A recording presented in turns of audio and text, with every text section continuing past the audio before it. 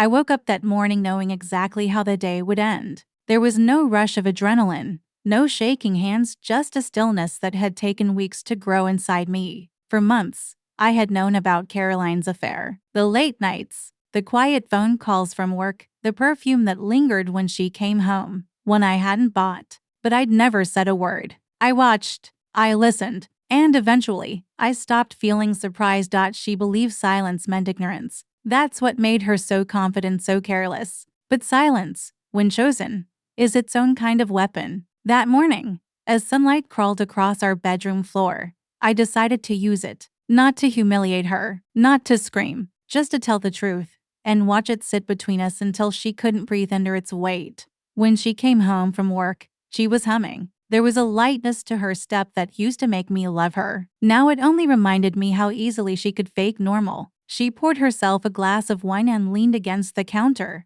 her eyes flicking toward me. "You've been so distant lately," she said. "Why don't you want me anymore?" For a moment, I almost laughed. The irony was too much. I'd been rehearsing this moment for weeks, and now she handed me the line herself. I looked at her not coldly, not kindly, and answered, "Because you already gave what was mine to someone else." She froze, mid-sip. The sound of the wine glass hitting the counter was sharper than I expected. "What do you mean?" she asked, her voice already shaking. But she knew. She didn't need me to explain. I didn't raise my voice. I didn't accuse. I just watched her. It's strange how quickly confidence can drain from someone's face when they realize the game is over. "I don't know what you think you know," she stammered, trying to keep control. "If this is about work, it's not about work," I interrupted quietly. "It's about respect." The silence that followed was almost merciful. She didn't fill it right away. She was calculating, trying to gauge how much I'd seen, how much I'd read, what I truly understood. I could see the gears turning behind her eyes. But there was no point. I'd seen enough to know everything.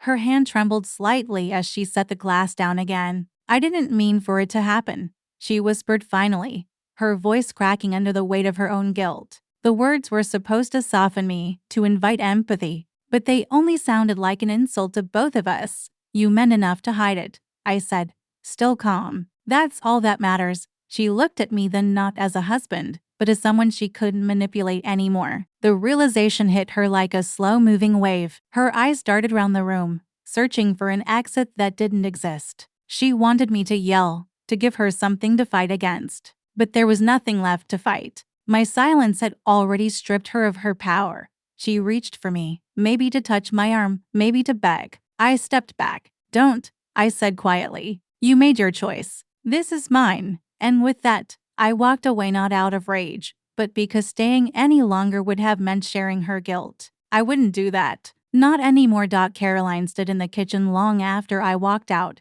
frozen in that awful silence. When I returned later that night, the lights were dimmed. She was sitting at the table, a glass of untouched wine beside her. Her mascara had smudged under her eyes. It wasn't the polished woman I'd married. This was someone stripped down to fear and confusion. When I passed her, she flinched, as if expecting me to shout. But I didn't. I sat across from her, folding my hands on the table. She searched my face, desperate for some flicker of emotion, something she could work with. When she found none, she tried to speak. "I made a mistake," she said, her voice trembling. I didn't want it to go that far. I looked at her, not with anger, but with a kind of exhausted pity. "Then why did you keep going?" Her lips parted, but no answer came. The woman who always had the perfect explanation, the perfect tone, the one who could talk herself out of any confrontation, was suddenly wordless. Her confidence cracked like thin ice under too much weight.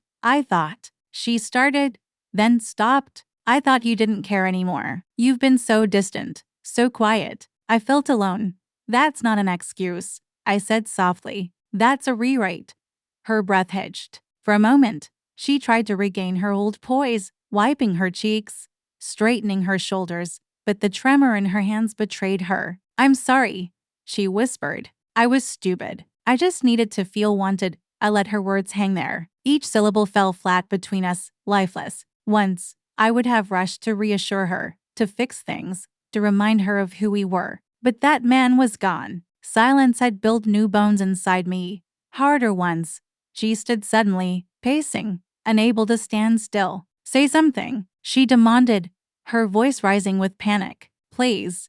Just yell. Do something. Don't just sit there like this. I looked up slowly. What would that change? Her breath came fast now, shallow. I can't stand this, she said, almost crying. You're acting like I'm already dead to you. I think you were, I replied quietly, long before tonight.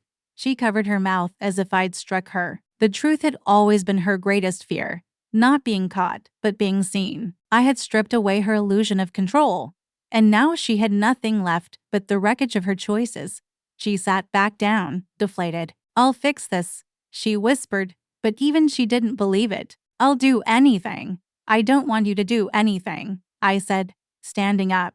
Just sit with it. Feel what you've done. That's the only thing that's real anymore. I turned to leave again, but her voice stopped me. Do you hate me? I paused, hand on the door frame. No, I said. Hate would mean I still care enough to fight you. Her sobs filled the room as I walked away. They weren't the cries of someone who'd lost love. They were the cries of someone who finally understood what it meant to lose power. I didn't sleep that night. Not because of anger.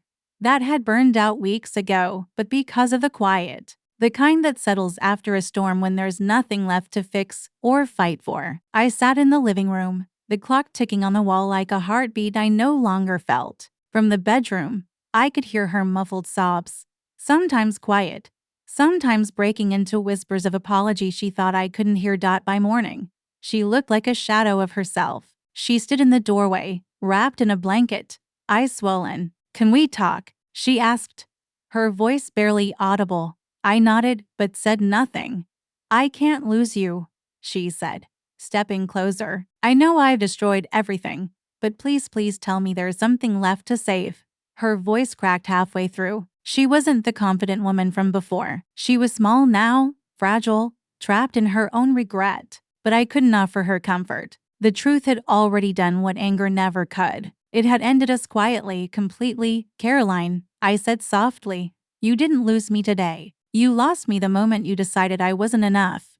She closed her eyes like the words physically hurt. I just wanted to feel alive again, she murmured. And you did, I replied. Just not with me.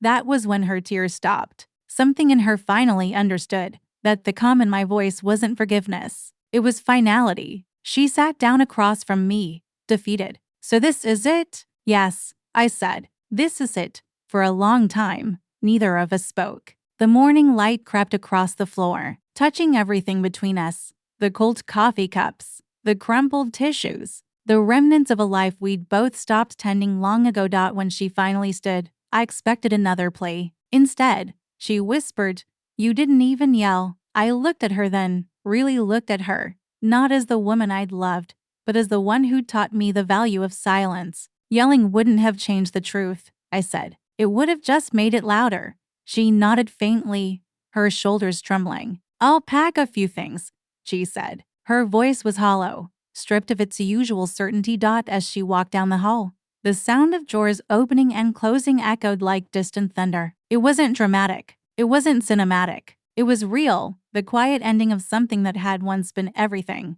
When the door finally closed behind her, I didn't move for a long time. I just stood there, breathing in the stillness she left behind. The air felt lighter, though not happier, more like the silence after a wound stops bleeding. I walked to the window and watched the street outside. Life went on, neighbors walking dogs, cars humming past. The world didn't care that my marriage had ended, and strangely, that comforted me for the first time in months. I felt something like peace. Not joy, not relief, just peace, because the truth was out, and I had faced it without losing myself. I realized then that power doesn't always roar. Sometimes it just stays quiet, unmoved, while everything false collapses around it. Caroline had spent years believing control came from charm, from persuasion, from noise. But control, I learned, lives in silence, in the refusal to be pulled into someone else's chaos. I turned away from the window and whispered,